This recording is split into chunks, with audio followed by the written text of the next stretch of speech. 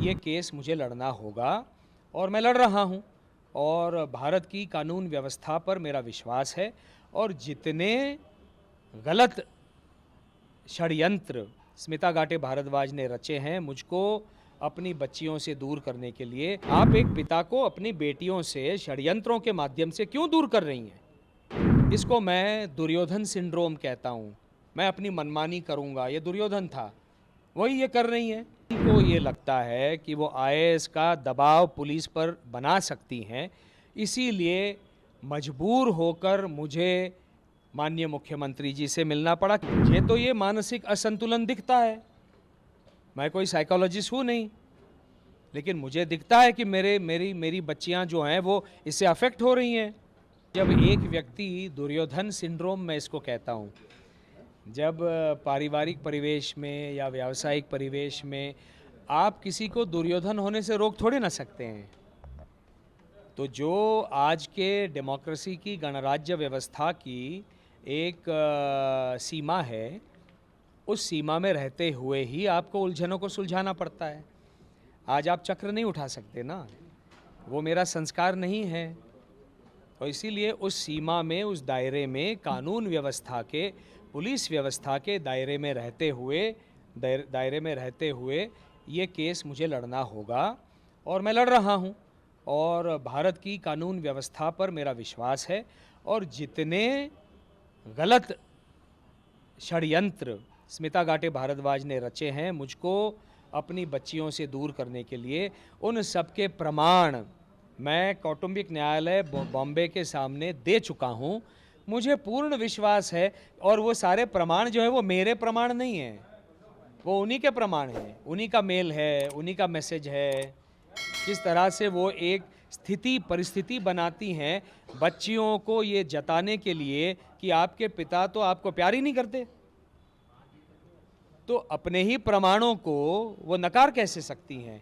और जितने ये प्रमाण हमने कोर्ट के समक्ष रखे, उन्होंने और उनके वकील ने उनको कहा कि हाँ हमें स्वीकार है, इसको स्वीकार कर लीजिए। तो जब अब कानून के दायरे में जब आर्ग्यूमेंट शुरू होंगे कस्टडी के, उन प्रमाणों को आधार बनाकर ही हम वकालत करेंगे हमारी कस्टडी के। तो देखिए क्या है, उलझे तो तब सारे ही थे, है ना? तो उलझन को कानून व्यवस्था में रहकर सुलझाना ही हमको आता है और आज की कानून व्यवस्था मैं देख रहा हूँ बहुत अच्छे निर्णय कानून व्यवस्था ले रही है, मेरा पूर्ण विश्वास है। आरोप लगा रहे हैं कि आपकी बच्चियों का अपहरण कर लिया उनके ही मामले में। जी, तो आप लास्ट टाइम मिले थे और अब क्या दिक्कत आ रही? पुलिस ने बुलाया, जब पुलिस के सामने कमिश्नर ने बात करी, उन्होंने घर पे बुलाया, आप घर नहीं गए। आप पुलिस के साथ कुछ बोल सकते थे कि पुलिस कस्टडी में पुलिस के साथ में आप वहाँ जाके बच्चे सुन लेते, तो वे भी चीज़ सामने आ जाती है, अपहरण हुआ है या नहीं। मैं उनके घर पर क्यों जाऊं? जब पुलिस ने उनको करे, पुलिस अपनी जांच करे, मैं हूं ना, यहाँ भोपाल में बैठा हुआ हूं। तो आपकी है ना, तो आप होंगे बच्चों से मिलने की चाह है, लेकिन चक्रव्यूह में फंसने की चाह नहीं है। चक्रव्यूह में फंसने की चाह नहीं है। जब उनको कहा गया कि पुलिस कमिश्नर के ऑफिस में वो आ सकती हैं, तो क्यों नहीं आई?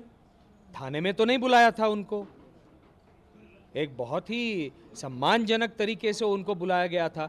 और जो किस तरह से करना है ये पुलिस व्यवस्था मुझे बताए, मैं कर दूंगा। पुलिस यदि कहती है कि हम आपको एक अच्छा अवसर देते हैं, आप वहाँ पे जाके मिलिए, और मैं बच्चों को देखना चाहता हूँ कि वो स्वस्थ हैं, मैं बच्चियों से बात करना चाहता हूँ कि वो स्वस्थ हैं, और पुलिस व्यवस्था में भी ऐसी व्यवस्था बनी रहती है। सोशल सिक्योरिटी सेल होता है, जो महिलाओं की सुरक्षा का सेल होता है, जो बच्चों से बात करे कि आप कैसी हैं, आपका स्वास्थ्य कैसा है, क्या है। तो मेरा पुलिस व्यवस्था पर विश्वास है, तो वो उसके तहत जांच करके मुझे बताए क्या करना है, क्योंकि आज की तारीख में मेरी बेटियां कहाँ हैं मुझे नहीं मालूम। तो उसको लेकर आप कमिश्नर अपहरण की भी बात कर रहे हैं, अपहरण के लिए क्या आप शिकायत भी करेंगे? और दूसरी बात ये है कि एक आईएएस हैं, आईएएस होने के नाते, और आपको लगता है अपने पद का दुरुपयोग करें, और आपने उनको मानसिक जांच करवाने की भी बात करी, काउंसलिंग करने की? देखिए, कोई आईएएस है, आईपीएस है, कोई बड़ा अधिकारी है, कोई बहुत बड़ा इंडस्ट्रियलिस्ट है, कोई सुपरस्टार है, ये सारी चीज़ें व्यक्तिगत जीवन में मायने नहीं रखनी चाहिए। हम जब घर की दहली में अंदर प्रवेश करते हैं तो अपना जो भी अचीवमेंट है घर के बाहर छोड़ के आना चाहिए। हम तो करते हैं। हमारी घर के बाहर जो पहचान है जो वो उसको छोड़ देते हैं। हम घर के अंदर पति हैं और हमारी बेटियों के पिता हैं, और एक पति और पिता के रूप में जो हमारे दायित्व और कर्तव्य हैं उनका वहन करना इतना ही हम जानते हैं जिनको हमने किया है। वहाँ सुपरस्टार और स्टार और टीवी स्टार और कोई आईएएस आईपीएस ये मायने नहीं रखता। और इसीलिए तालमेल बिठाकर माता पिता को अपने बच्चों का संगोपन पालन पोषण करना चाहिए। ये एक मैच्योर तरीका होता है। ठीक है, आपकी और मेरी नहीं बन रही है, मैंने बोला है आपको, मैंने तो दायर किया है ना डिवोर्स पिटिशन, तो मैच्योर तरीके से इसको डील कीजिए ना। आप एक पिता को अपनी बेटियों से षड्यंत्रों के माध्यम से क्यों दूर कर रही हैं? इन सब के जवाब हम उनसे वहाँ पे मांगेंगे। इनके जवाब मैं नहीं दे सकता, उनको देने होंगे। और इसीलिए सारी हदों को दूर करके, जैसा मैंने पहले भी कहा, कौन से स्कूल में डालना है, पिता को अंधेरे में रखा है। उस स्कूल से, भोपाल के स्कूल से बाहर निकाला, पिता को अंधेरे में रखा है मुझे। वहाँ से ऊटी के सीधे भोपाल से उठाकर ऊटी के बोर्डिंग स्कूल में क्यों? वो अंधेरे में रखा। आज बोर्डिंग स्कूल से बाहर निकाला, अंधेरे में रखा। आज मैं पूछ रहा हूं आपको मेल के माध्यम से, मेरी बेटियां कहां हैं? आप मेल का जवाब नहीं दे सकती। मेल का तो जवाब देना चाहिए। तो लगातार सारी सीमाओं को एक एक करके, ऊपर की बाहर की सीमाओं को तोड़ते हुए, इसको मैं दुर्योधन सिंड्रोम कहता हूं। मैं अपनी मनमानी करूंगा, ये दुर्योधन था, वही ये कर रही हैं। और कोई किसी को दुर्योधन ना बनो ये तो कह नहीं सकता ना। हम तो उसी दायरे में लड़ सकते हैं जो आज का दायरा है। और चूंकि हमको ये लगता है कि वो आईएएस का दबाव पुलिस पर बना सकती हैं, इसीलिए मजबूर होकर मुझे माननीय मुख्यमंत्री जी से मिलना पड़ा, क्योंकि ये व्यक्तिगत मामला है। ये मुख्यमंत्री महोदय के लेवल का मामला नहीं है, ये कोई सामाजिक मामला नहीं है। मैं खुश होता अगर मैं कोई सामाजिक व्यवस्था का कोई मामला लेकर मुख्यमंत्री महोदय के पास जाता, लेकिन दुर्भाग्य से मुझे ये मामला लेकर जाना पड़ा और कहना पड़ा कि हो सकता है वो आईएएस में से किसी चीज़ का दुरुपयोग करें, तो आपको मेरी सहायता मुझे आपसे मांगनी पड़ेगी, तो इतना आपके ध्यान में रहे। उन्होंने कहा ये सारा सुनकर मैं आपकी सहायता करूँगा। आपने कस्टडी मांगी है बच्ची? मैंने दोनों बच्चियों की कस्टडी मांगी है और वो मैं कस्टडी लेकर रहूँगा, क्योंकि ये जो व्यवहार है ये मेरी बेटियों के मानसिक, भावनिक, एकेडमिक स्टेबिलिटी के लिए ठीक नहीं है। कौन सा पिता या कौन सी माता इस तरह से अपने बच्चों को अनस्टेबल करती है?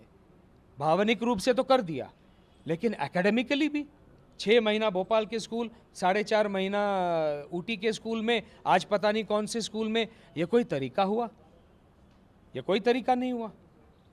तो कैसे सीख पाएंगी? वो स्टेबल ही नहीं हो पाएंगी, जिसका उनके भविष्य के ऊपर बुरा परिणाम पड़ रहा है, ऐसा मेरा मानना है, और पड़ ही जाएगा, ये मेरा मानना है। तो बच्चियों को भी प्रताड़ित करती हैं वो, जैसे कि आपने कहा आपको प्रताड़ित कर रही हैं, बच्चियों को भी प्रताड़ित कर रही हैं। और उन्होंने कहा, आपने ये भी कहा है, आरोप लगाया कि उनकी मानसिक स्थिति देखने उसकी जाँच होनी चाहिए। ये किसने कहा है?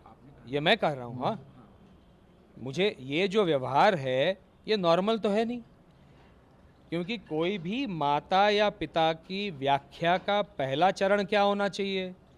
माता पिता वो होता है जो कुछ भी हो जाए अपने बच्चों को अफेक्ट नहीं होने दे, उनको कोई दुष्परिणाम हो, कोई उनको एक क्षति पहुंचे, ये ना पहुंचे, इसके लिए बियॉन्ड किसी लिमिट जाकर प्रयास करे, वो होता है माता पिता। इनका व्यवहार तो बिल्कुल विपरीत है, और इसीलिए मुझे लगता है कि इनका मानसिक संतुलन ठीक नहीं है। मैं गलत हो सकता हूँ, तो इसीलिए एप्लीकेशन लगाना मेरा हक बनता है, वो मैंने लगाई है। तो अभी कोर्ट इसकी जांच करेगा, उसका प्रावधान है फैमिली कोर्ट एक्ट में, और जांच में जो पता चलेगा उसको मैं स्वीकार कर लूँगा। हो सकता है मैं गलत हूँ, हो सकता है मानसिक संतुलन की बात नहीं हो, कुछ और बात हो, मुझे नहीं मालूम, लेकिन मुझे तो ये मानसिक असंतुलन दिखता है। मैं कोई साइकोलॉजिस्ट हूँ नहीं, लेकिन मुझे दिखता है कि मेरी बच्चियां जो हैं वो इससे अफेक्ट हो रही हैं। अब कोर्ट के ऊपर निर्भर करता है और मेरा कोर्ट पर विश्वास है।